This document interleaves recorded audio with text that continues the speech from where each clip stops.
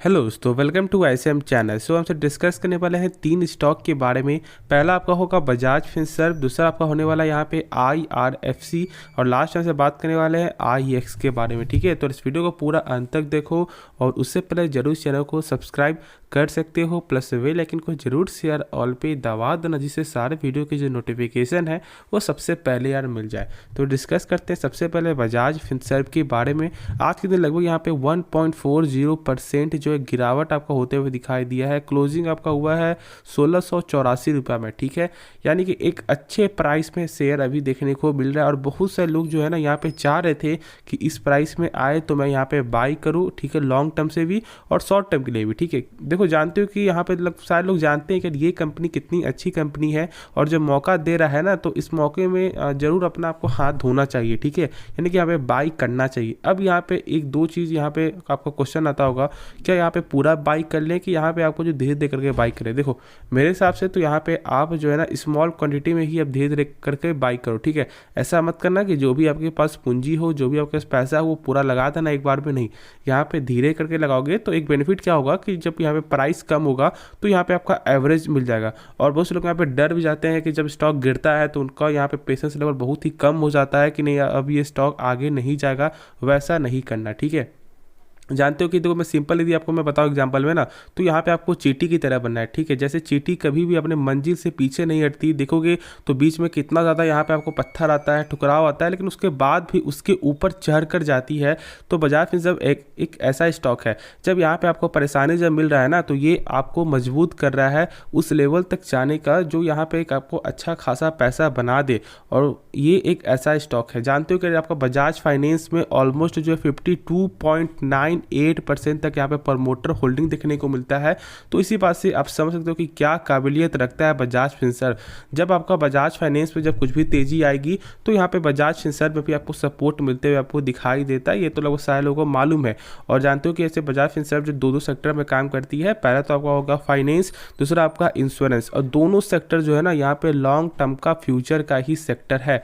जानते हो कि यहाँ पे आज के दिन लोग अभी आपको इंश्योरेंस सेक्टर में ज़्यादा आपको ध्यान नहीं दे रहे हैं, लेकिन आने समय ऐसा आ सकता है कि आपका इंश्योरेंस जो सेक्टर है वो बहुत ज़्यादा आपका आगे जाएगा। ठीक है, और ऐसा मेरा नहीं, ऐसा आपका फाइनेंस मिनिस्टर का भी आपको यहाँ पे बयान था कि इंश्योरेंस सेक्टर में ध्यान देना चाहिए। अब यहाँ पे एक दो कारण और आता है कि क्या यहाँ पे आपको इस लेवल पे बाई करे, क्या यहाँ पे सपोर्ट देखने को मिलता है, क्या लेवल है। तो चलो पहले देख लेते हैं कि यहाँ पे क्या लेवल है। तो यहाँ पे आप देख सकते हो ना कि एक लेवल देखने को मिलता है, जो लेवल आपका क्या है 1710 का लेवल ऑलमोस्ट। ठीक है, और इस लेवल को मैंने हमेशा आपको जो जिक्र किया है कि जब इस लेवल को जो ब्रेकआउट करके कुछ दिन सस्टेन कर देता है तो फिर गिरावट ही आपको होगा। और यदि इसे ऊपर सस्टेन करता है 2-3 दिन तो फिर आपका 1800 का लेवल देखने को मिल सकता है। और वैसा ही यहाँ पे कुछ दिन पहले भी देखने को मिला था। और फिर यहाँ पे क्या देखने को मिल रहा है, देखो बार बार जो है ना आपका जो 1710 पर ही आपका टच करते हुए दिखाई दे रहा है। यहाँ पे आप देख सकते हो, शायद मैं थोड़ा आपको दिखा देता हूँ। हाँ, फिर यहाँ पे आपका अप जा रहा है, फिर यहाँ पे वैसा ही एक सपोर्ट है। ठीक है, और ये सपोर्ट को जहाँ ब्रेकआउट किया देख सकते हो कि आज कहाँ पे देखने को मिल रहा है आपको 1684 रुपये में। ठीक है, तो वही चीज़ है, इस लेवल को ब्रेकआउट कर रहा है तो यहाँ पे गिर रहा है, तो इसके ऊपर जब सस्टेन करेगा तो फिर से आपका 1800 टारगेट है ना वो जल्द ही आपको देखने को मिल जाएगा। तो इसके लिए निश्चिंत रहो। कंपनी का जब फंडामेंटल जब यहाँ पे स्ट्रांग होता है ना तो ये चार्ट को देखने की जरूरत ही नहीं है मेरे हिसाब से। चार्ट तो यहाँ पे किनको चाहिए जो यहाँ पे शॉर्ट टर्म के लिए पैसा लगा रहे हैं, जैसे फ्यूचर में लगा रहे हैं, तो उनको तो यहाँ पे जानना जरूरी है। ठीक है, और उनके लिए मैंने यहाँ पे बताया है। लेकिन जो लोग यहाँ पे लॉन्ग टर्म के लिए जो पैसा लगाना चाह रहे हैं, या जिनका आपको मोटो जो है यहाँ पे 6 मंथ है, या आपका जो है 4 मंथ 3 मंथ ऐसा है, तो फिर यहाँ पे चार्ट देखने की कोई जरूरत नहीं है। ठीक है, बस प्राइस देखो, यदि आपको ऐसा लग रहा है कि हाँ सही प्राइस आपको लग रहा है, बाई कर लो। ठीक है, क्यों एक ऐसा स्टॉक है जो यहाँ पे आपको लॉन्ग टर्म में पूरा ग्रोथ का चांस यहाँ पे देखने को मिल सकता है। अब यहाँ पे कुछ जो फंडामेंटल भी देख लेते हैं। तो यहाँ पे आप देख सकते हो कि इसका जो फंडामेंटल है, हमसे पहले क्या चेक करेंगे, आपका ROC और ROE क्या देखने को मिलता है, यानी कि आप रिटर्न ऑन कैपिटल एम्प्लॉयड और रिटर्न ऑन इक्विटी। अब देखो यहाँ पे जानते हो कि आपका एवरेज जो है ना किसी भी कंपनी का 15% से आपका यहाँ पे ऊपर होना चाहिए। और इसमें देखोगे तो यहाँ पे आपका 11.4% है, तो किसी में 12% है। ठीक है, चलो एक साल से ज़्यादा हमसे मायने नहीं रखते, एक साल से ऐसा हो सकता है, कम बेसी आपका हो जाता है। लेकिन आगे चेक करो, जो मेन जो खास बात क्या है इस कंपनी का जानते हो, सेल्स के मामले में देख लो, लगातार ही आपका सेल्स जो है बढ़ते हुए आपको दिखाई दे रहा है।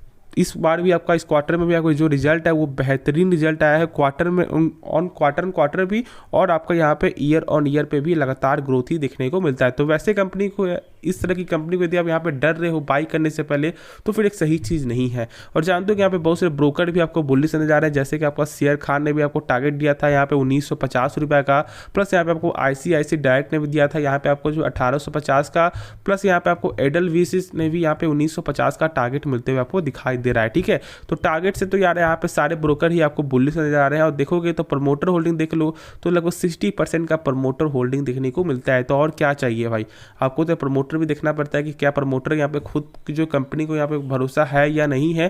तो देख सकते हो क्या प्रमोटर जो है 60% से ज़्यादा का प्रमोटर होल्डिंग है। FIS देखोगे तो यहाँ पे 7.48% है, घटते हुए दिखाई दे रहा है। उसकी वजह जानते हो सेल ऑफ है, और अभी जो मार्केट है प्रेशर भी जो देखने को मिल रहा था बीच में, तो यहाँ पे आपको FIS का भी जो सेलिंग होते हुए दिखाई दे रहा है। ठीक है, तो ये कोई डरने वाली कोई बात नहीं है।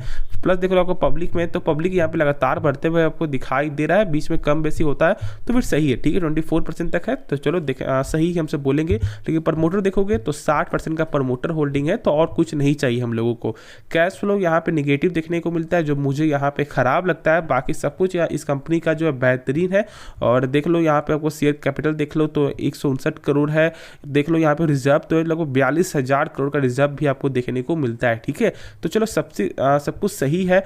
देख लो यहाँ पे आपका जो है क्या कंपाउंड सेल्स ग्रोथ देख लो तो 10 के हिसाब से देखोगे 38% ग्रोथ देखने को मिलता है। रिटर्न और यहाँ पे आपको देख लो इक्विटी देख लो तो 10 साल के हिसाब से 14% का आपको रिटर्न ऑन इक्विटी भी देखने को मिल रहा है। ठीक है, प्लस आपको जो CAGR देख लो तो 35% तक यहाँ पे आपको 10 साल में देखने को मिल रहा है। तो और कुछ तो नहीं चाहिए। और फंडामेंटली मैंने पूरा जो आपके साथ यहाँ पे डिस्कशन कर लिया है। ठीक है, यदि आप इसके बारे में जो पूरा ब्रीफ में जानना चाहते हो कि जो फंडामेंटल में क्या होता है नहीं होता है, तो उसके रिगार्डिंग जरूर कमेंट में बताना, मैं इसके रिगार्डिंग आपको वीडियो बना दूंगा। ठीक है, अब देखो इसके बारे में पूरा डाउट आपका क्लियर हो गया होगा।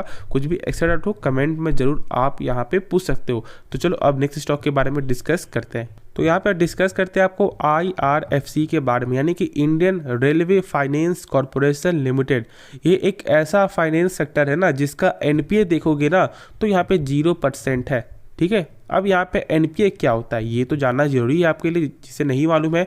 NPA यानी कि आपका नॉन परफॉर्मिंग एसेट। यहाँ पे समझो कि आपका NPA equal to bad loan. जैसे कि कोई भी बैंक जब यहाँ पे किसी को लोन देती है तो ऐसा हो सकता है कि जो आपका 100% लोन में से आपको जो 3% 1% लोग यहाँ पैसा नहीं देते हैं, ठीक है, टाइमली पे नहीं करते हैं, और वही जब 3 महीने तक पे नहीं करते हैं ना, तो वही लोन चला आता है आपको बैड लोन में, यानी कि आपका NPA में। और यहाँ पे आपको RBI के गाइडलाइन के आपके अनुसार, ठीक है, किसी भी बैंक का या किसी फाइनेंस सेक्टर कंपनी का NPA जो यहाँ पे 3% से ज़्यादा नहीं होना चाहिए। जिसका 3% ज़्यादा होता है तो उस शेयर में गिरावट होता है। जैसे यहाँ पे चेक कर लो आपका RBL बैंक, ठीक है, यस बैंक चेक कर लो। यस बैंक डूबने का मेन कारण क्या था, NPA लगातार ग्रोथ कर रहा था। ठीक है, वो पैसा दे रही थी एक ऐसी कंपनी को जो कंपनी आपको खुद पहले ही यहाँ पे आपको डूब रही है। ठीक है, तो उसके कारण यहाँ पे NPA जो लगभग 15% से भी ऊपर यहाँ पे जाते हुए दिखाई दिया था। तो ये सब भी चीज़ आपको फैक्टर जो है ना यहाँ पे देखना चाहिए। और इसका देखोगे तो 0% है। और जानते हो कि यहाँ पे आपका इसी कंपनी का काम क्या है, फाइनेंस करना हर जो है आपका रेलवे सेक्टर का जो कंपनी का। ठीक है, जैसे रेल देख लो, ठीक है, RVNL देख लो, प्लस यहाँ पे आपका देख लो IRCTC देख लो। सारे का जो है आपका जो फाइनेंस का जो भी काम है ना वो यहाँ पे आपका IRFC ही करती है। अब देखोगे तो 1 मंथ के अंदर लगभग ऑलमोस्ट जो 30% तक आपको यहाँ पे रिटर्न ये कंपनी दे चुका है, और अपने IPO के इशू प्राइस से भी यहाँ पे ज़्यादा गेन होते हुए दिखाई अभी दे रहा है। ठीक है, अब बहुत से लोग यहाँ पे डाउट क्या होता है, क्या यहाँ पे बाई करना चाहिए नहीं करना चाहिए। तो उससे पहले ना मैं एक चीज़ आपको दिखाना चाहूँगा। तो यहाँ पे आप देख सकते हो, ठीक है, सरकार रेलवे की ग्रोथ पर फोकस बनाए हुए रखे। ठीक है, आपको बनाए हुए हैं। इस साल रेल बजट में 17% यानी 17% की बढ़ोतरी की गई है।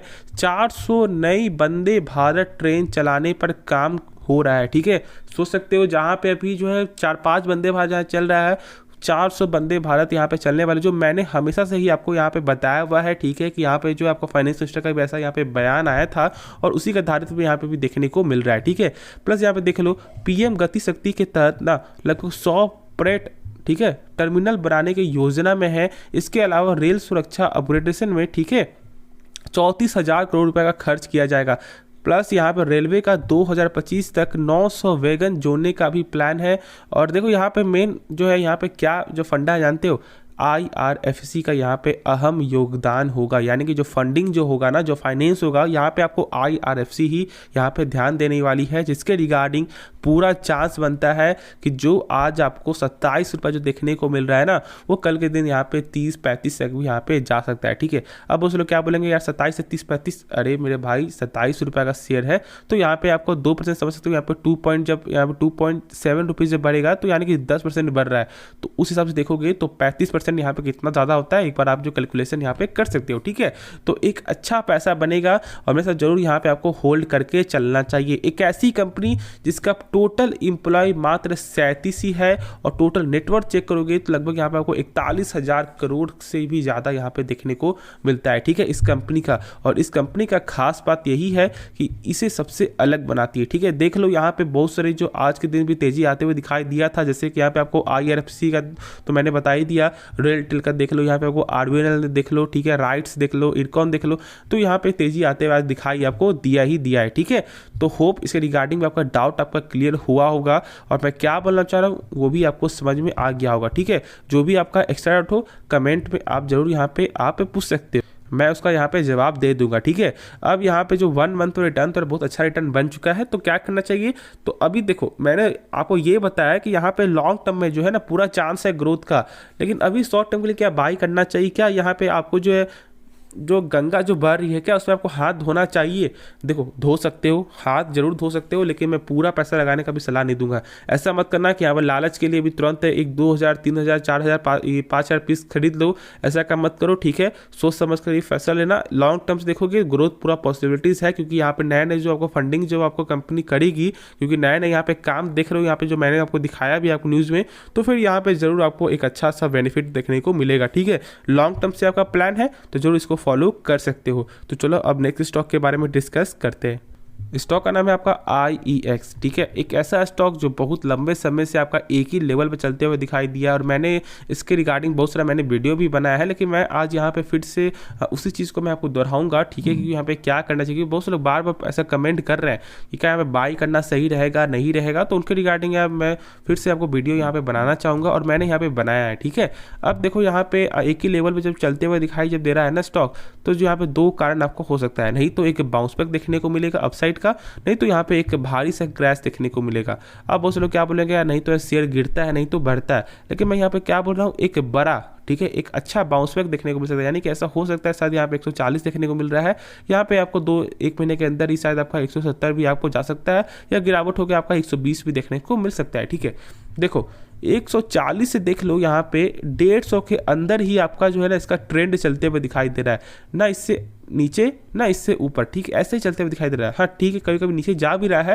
लेकिन ऊपर तो यार नहीं जा रहा है। और यहाँ पे आपको ICICI डायरेक्ट का भी यहाँ पे क्या करा था ब्रोकर का, उनका यहाँ पे मानना है कि यहाँ पे आप होल्ड करके चलो। रेटिंग आपका क्या है, टारगेट 150 का, और मैंने भी आपको सलाह दिया हुआ है कि जब तक यहाँ पे 150 का आंकड़ा पार नहीं करेगा, जब तक कुछ दिन जो सस्टेन करते हुए आपको दिखाई ना दे, तब तक यहाँ पे आप जो है बाई मत करना। ठीक है, वरना यहाँ पे आप फंस सकते हो फॉर द शॉर्ट टर्म के लिए। लॉन्ग टर्म से देखोगे कंपनी का फंडामेंटल बहुत ही स्ट्रांग देखने को मिलता है। ROC चेक कर लो, ROE चेक कर लो, सारा चीज़ ही बेस्ट है। FIS का होल्डिंग ज़्यादा पैमाने में है, जानते हो। और यहाँ पे मेन अभी क्या जानते हो, FIS तो यहाँ पे सही है, लेकिन जो पब्लिक होल्डिंग है ना वो यहाँ पे लगातार बढ़ते हुए दिखाई दे रहा है। देखो मैं यहाँ पे प्रमोटर नहीं बोल रहा, क्योंकि इस कंपनी का प्रमोटर तो है ही नहीं। ठीक है, पब्लिक होल्डिंग लगातार बढ़ते हुए दिखाई दे रहा है, जो सबसे खराब चीज़ मुझे यहाँ पे लगता है, जो सबसे डर वाली बात यही है। पब्लिक जब बढ़ता है ना तो फिर डर वाली आशंका हो जाती है, और यहाँ पे लोग डरते हैं बाई करने के लिए, और वही चीज़ यहाँ पे आपको IEX के साथ भी आपको देखने को मिल रहा है। लेकिन कंपनी का जो बिजनेस है वो यहाँ पे अच्छा है, और इस पर Q2 का रिजल्ट जो आया था वो खराब देखने को मिला था, ईयर ऑन ईयर में भी गिरावट था, और यहाँ पे रिजल्ट तो बिल्कुल भी सही देखने को नहीं मिला, जिसके रिगार्डिंग में आपको बहुत ज़्यादा प्रेशर भी आपको देखने को मिला था। ठीक है, तो इसलिए मैं यहाँ पे बाई का सलाह नहीं देने वाला। होप इसके रिगार्डिंग आपका डाउट क्लियर हो गया होगा। शॉर्ट बस मैंने बताया, बाई करने की अभी कोई ज़रूरत ही नहीं है। आराम से देखो, सीखो, इससे बहुत कुछ आपको सीखने को मिलेगा। तो चलो इस वीडियो को अंत करते हैं, लेकिन उससे पहले जरूर चैनल को सब्सक्राइब कर सकते हो, प्लस बेल आइकन को जरूर शेयर ऑल पे दबा देना, जिससे सारे वीडियो की जो नोटिफिकेशन है वो सबसे पहले यार मिल जाए। तो मिलते हैं नेक्स्ट वीडियो में, तो तब तक के लिए धन्यवाद।